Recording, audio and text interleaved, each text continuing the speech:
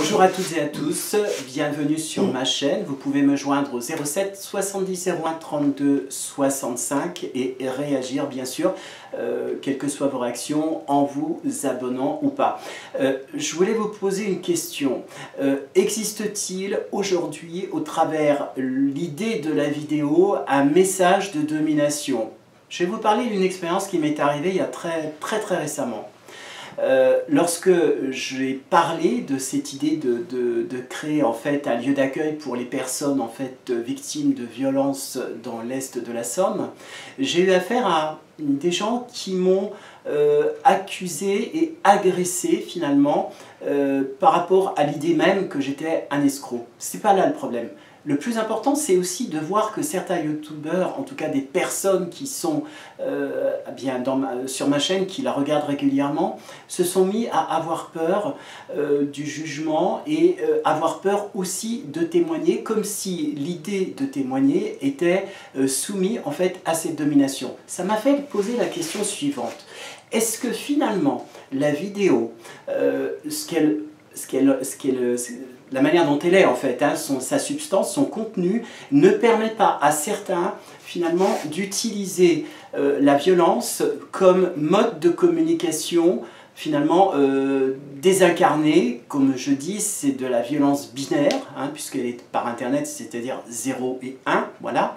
Donc pourquoi ce type de violence finalement peut gangréner les réseaux sociaux et pourquoi il est important d'essayer, a priori, de créer un lieu où chacun et chacune puisse se retrouver. Une sociologue m'a dit récemment que cette façon qu'a YouTube de fonctionner permet à qui cherche de trouver et que le but finalement du travail de la vidéo, c'était de permettre à ceux qui étaient prêts d'aller chercher une information, de l'interpréter et de repartir. Moi j'ai envie d'aller plus loin dans mon travail avec ma chaîne, à savoir permettre aux gens de pouvoir s'exprimer, ce qui m'amène à autre chose. Je parlais tout à l'heure de cette violence psychologique qui est faite par rapport à la vidéo et qui peut déstabiliser. Ça demande énormément de courage aussi d'être à l'affût de ces violences, parce que on peut insulter les gens sur internet pour ce qu'ils font, cachés derrière un pseudonyme. C'est quelque chose qui existe et qui existera qui existera jusqu'à ce que les vidéos un jour finissent par disparaître, ce qui me semble pas près d'arriver, mais il peut y avoir aussi derrière des personnes en grande souffrance.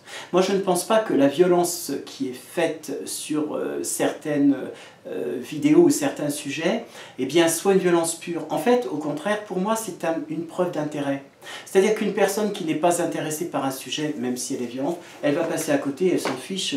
On peut passer à côté d'un humain, d'une plante, d'une façade, en étant parfaitement... voilà, ça ne nous intéresse pas, donc on ne réagit pas. Là où ça commence à être intéressant, c'est la réaction violente qui peut naître d'une idée que ceux et celles qui témoignent sur la chaîne,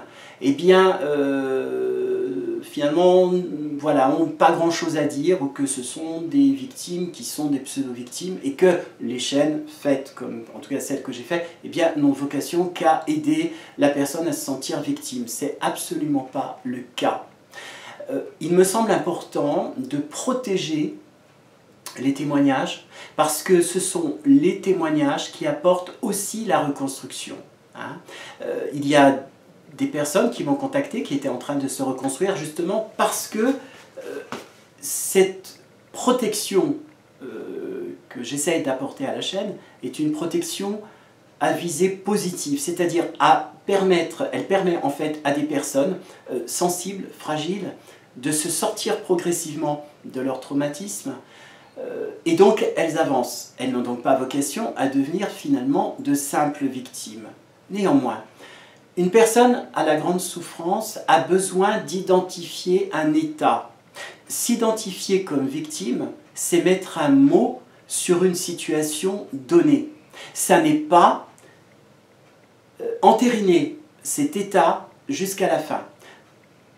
Dans le travail que j'ai fait jusqu'à maintenant, des personnes sont rentrées au cabinet en étant des victimes, sont ressorties en étant des ex-victimes, passer par la résilience. Le but n'est pas d'attacher les gens à leur statut, mais quand vous savez que vous avez été victime de quelque chose, ça veut dire qu'on peut d'ores et déjà vous croire. Les personnes sont crues. Ce qu'elles ont vécu n'est pas normal. Ce qu'elles ont vécu est une réalité. Elles n'ont pas inventé pour le plaisir d'inventer. Elles ne savaient peut-être même pas, avant d'avoir pu parler de leur parcours, qu'elles avaient été victimes. Je vais vous raconter quelque chose qui peut vous paraître étrange. Dans le cadre des consultations, il m'est arrivé de rencontrer des personnes qui ne savaient pas, jusqu'à un certain âge, si elles étaient hommes ou si elles étaient femmes, parce qu'on leur avait caché leur propre identité. Ça paraît absurde. Tout le monde fait la différence entre un homme et une femme, par le corps du moins. Eh bien, pour le travail du mot victime, derrière, c'est « je suis victime », je comprends donc les conséquences de certaines de mes réactions, et une fois que j'ai assimilé que ces réactions sont liées à d'autres problématiques, eh bien, j'avance, je m'en sors, je continue mon existence. Je vous encourage à aller voir la vidéo que j'ai faite il y a quelques années, 2 ans et demi à peu près, sur Toinette, qui explique clairement que lorsqu'elle était venue au cabinet, elle est venue sans connaître son statut de victime. Ce n'est qu'après avoir travaillé sur son traumatisme qu'elle a compris qu'elle avait été victime d'un certain nombre de choses et que maintenant, elle n'était plus victime. Ça lui a donné aussi la capacité de pouvoir se défendre.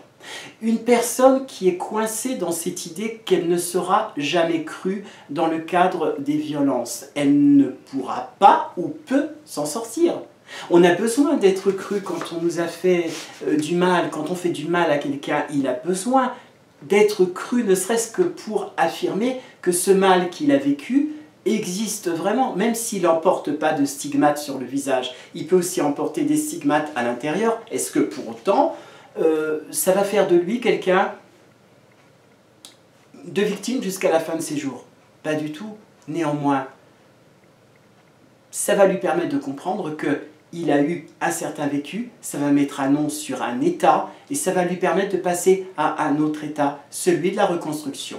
C'est très important donc de ne pas céder à la violence sur Internet, de ne pas céder non plus à la peur des témoignages. Ça n'est pas non plus de mon rôle d'empêcher que l'on me critique, loin s'en faut.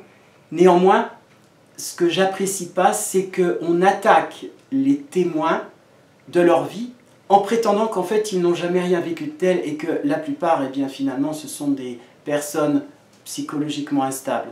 Elles le sont certainement parce qu'elles ont vécu quelque chose de déstabilisant et de déroutant. Voilà, merci pour m'avoir écouté. À très très bientôt. Ciao, ciao.